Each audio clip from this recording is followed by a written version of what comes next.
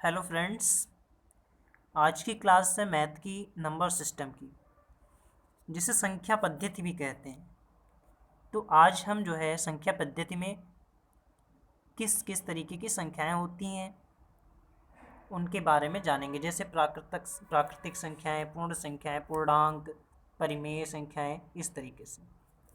तो सबसे पहले है प्राकृतिक संख्याएं। तो प्राकृतिक संख्याएं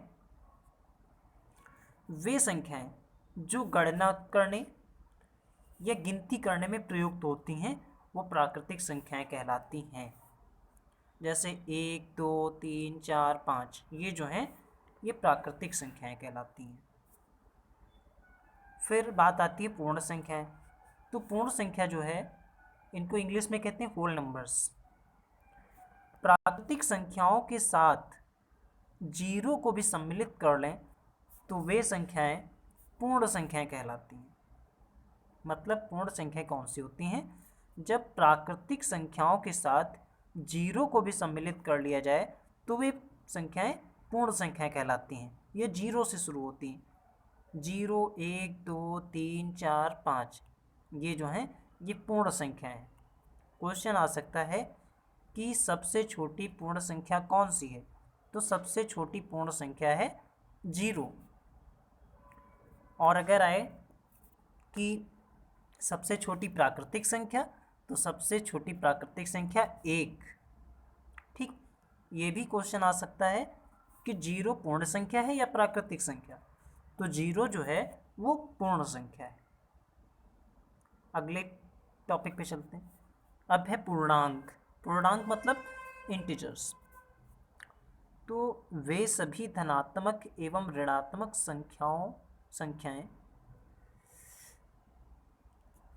जो एक साथ आ जाए, मतलब सभी धनात्मक एवं ऋणात्मक संख्याओं को पूर्णांक संख्या कहते हैं। जैसे -1, -2, 0, 1, 2, इस तरीके से जो संख्याएं दी हुई हों वो पूर्णांक संख्या कहलाती हैं। अब बात करते हैं परिमेय संख्याएं। ये जो हैं ये रेशनल नंबर्स होते हैं। तो रेशनल नंबर में क्या होता है? वे संख्याएं जिनको सही और बटे में लिखा जा सकता है परिमेय संख्याएं कहलाती हैं। मतलब परिमेय संख्याएं या रेशनल नंबर्स वो होते हैं जिनको भिन्न के रूप में हम लिख सकते हैं। वे संख्याएं परिमेय संख्याएं कहलाती हैं। जैसे P/Q या 2/3। तो ये जो है परिमेय संख्याएं हैं। परिमेय संख्याएं कौन सी होती हैं? जिनको हम भिन्न के रूप में लिख सकते हैं, वो परिमेय संख्या होती हैं। अपरिमेय संख्या कौन सी होती हैं? मतलब इरेशनल नंबर्स। तो है इसमें जिन संख्याओं को P/Q के रूप में लिखा जा सकता है वे परिमेय संख्याएं होती थी। और इसमें क्या होता है, जिनको P/Q के रूप में नहीं लिखा जा सकता है वे अपरिमेय संख्याएं कहलाती हैं। ठीक, जैसे √3, √5, ये जो है अपरिमेय संख्या है। एक क्वेश्चन और आता है कि पाई कैसी संख्या है? तो पाई जो है वो अपरिमेय संख्या है। ठीक है। अगला है सम संख्याएं, मतलब इवन नंबर्स। तो वे सभी प्राकृतिक संख्याएं जो 2 से पूर्ण रूप से विभाजित हो जाती हैं वे सम संख्याएं कहलाती हैं। जैसे 2, 4, 6, 8। अब देखो, 2 से कट ही रही, 4 है तो 2 दूनी 4, 6 है 2 तियां 6, तो ये जो है 2 से कट रही है, तो इसलिए ये सम संख्याएं हैं। ठीक, सम संख्याएं वे संख्याएं होती हैं जो 2 से पूर्ण रूप से कट जाती हैं, विभाजित हो जाती हैं। ठीक, अगली है विषम संख्याएं।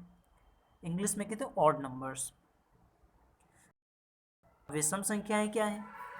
वे सभी प्राकृतिक संख्याएं जो 2 से विभाजित नहीं होती विषम संख्याएं कहलाती हैं।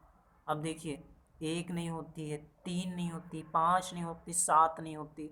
मतलब वे संख्याएं जो 2 से न कटें, जो 2 से विभाजित ना हो, वे विषम संख्याएं कहलाती हैं। ठीक, 1, 3, 5, 7, 11, इस तरीके से ये बढ़ती हुई चली जाती हैं। अगली हैं भाज्य संख्याएं या कंपोजिट नंबर्स। भाज्य संख्याओं को इंग्लिश में कहते हैं कंपोजिट नंबर।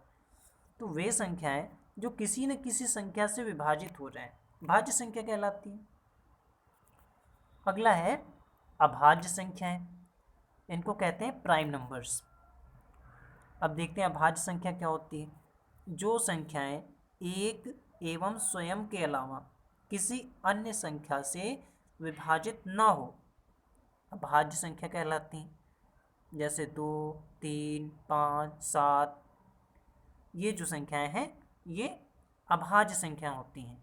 ये एक से और स्वयं अपने आप से ही विभाजित होंगी और किसी संख्या से विभाजित नहीं होंगी। अब आपको ये वीडियो कैसा लगा, अपनी प्रतिक्रिया दें। अगर अच्छा लगा हो तो लाइक करें और ऐसी ही वीडियो पाने के लिए हमारे चैनल को सब्सक्राइब करें। धन्यवाद।